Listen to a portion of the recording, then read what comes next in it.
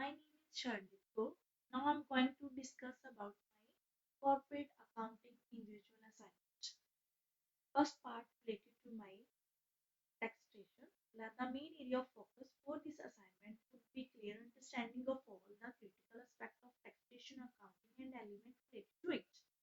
It would aim at highlighting the taxation policies which are prevalent in Australia and how it affects the financial transaction business.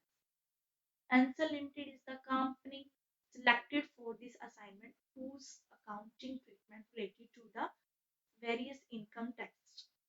Through this report, crucial taxation policies and its implication on day-to-day financial activities would be understood, which would enhance its reliability, scale, and way of execution. Accounting profit data refers to profit that company generates with each specific time period through the scales a set of services. Next is the taxable profit. It indicates the profit that is subjected to tax by the tax department of a country.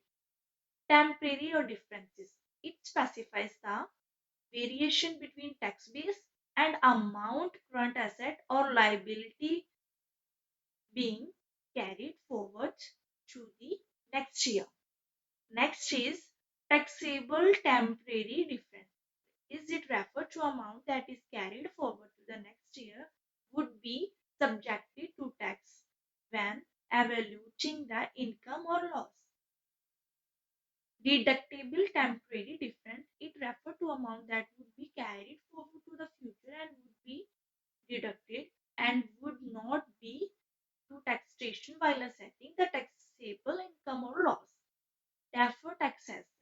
The situation of deferred tax asset only takes place when a company has paid their changes in advance or an excess in the previous year and hence the amount paid in advance would be deducted in the future and would decrease the tax to be the next financial year.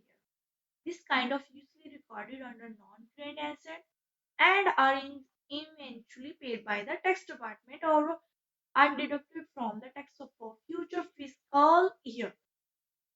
Now I'm going to discuss about deferred tax liability.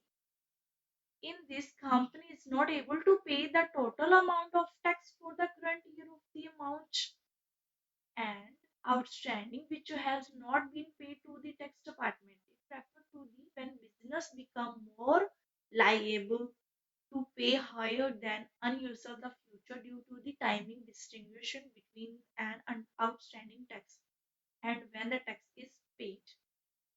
And now I'm talking about deferred tax liabilities and deferred tax asset. What is the difference between both of them? First, for tax liability, it is situation where in the tax base of the company is higher than tax payable and hence the difference between the two aspects is carried forward next accounting year. Another is tax assessed. It indicates situation when the tax base of the company is lower than the income tax paid. In the other words, DTA arises when a company pays their tax in advance and hence they can claim amount in the next consecutive year. And the variation in tax expenses and tax payable arises to the differences in timing and method of calculating and recognizing the tax amount of accounting standard and the tax payment of the nation. The regulation of the tax accounting and financial accounting get deviation in the certain sections. One of the most common reason behind the difference arises is based on the method used by a business to buy adaptation its asset.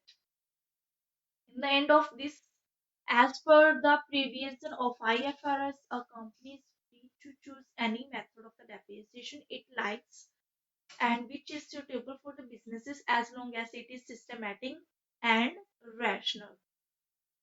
The tax expense is documented in the annual report of the Ansel Limited is as follows: interest bearing liabilities, current tax liabilities, In the annual report of the company, it has been revealed that income tax denotes all the tax which are outstanding for a specific financial year and is charged for the taxable profit for the business. However, the deferred income tax is based on the difference between the tax base and the amount of the asset of liability being carried forward to the next year. The DTL and Limited are as follows: depreciation on the plant and machinery, amortization of intangible assets, financial instruments. DT of the company are as follows: provisions, accruals, accumulated tax loss, amortization of intangible assets.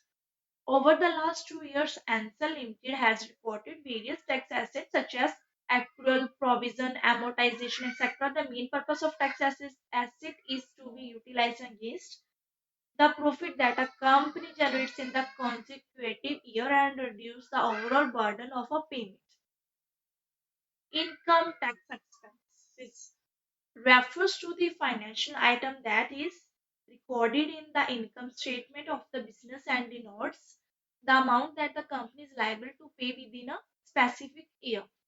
Income tax payable, on the other hand, refer to the balance sheet item and is considered to be a current liability of a business. And now I'm talking about permanent tax difference are the variation in tax which cannot be deducted from the total income tax expense of the business. Example of PTD includes fine charge for violated laws and penalties against underpaid tax. Temporary difference denotes difference in tax which can be deducted from the income tax of a company and helped in reducing a burden of a payment. Example include payment of rent, electricity bill, and other operating expenses. Annual report of Ansel Group is very well executed with very little financial detail which is relevant to the assessment of financial health has been adequately disclosed. What stood out the most of me was the expertise of the company to abide by all the rules and regulations that are set by the IFRS. The computation of deferred tax was elaboratively explained in an annual report, which was very comprehensive and highlighting the professional flick of the business. To conclude, the evaluation of deferred tax payment can be complicated and lengthy process which needs to be executed by a professional who have high expertise in this area. The primary difference between DT and DTL is the distinguish between the income that is computed as per various rules and regulations which are prevalent in a country. In the last is further a deferred tax would only be considered profitability if a business has a higher expectation to generate income in the future, from which the amount of DTA can be deducted. Thank you.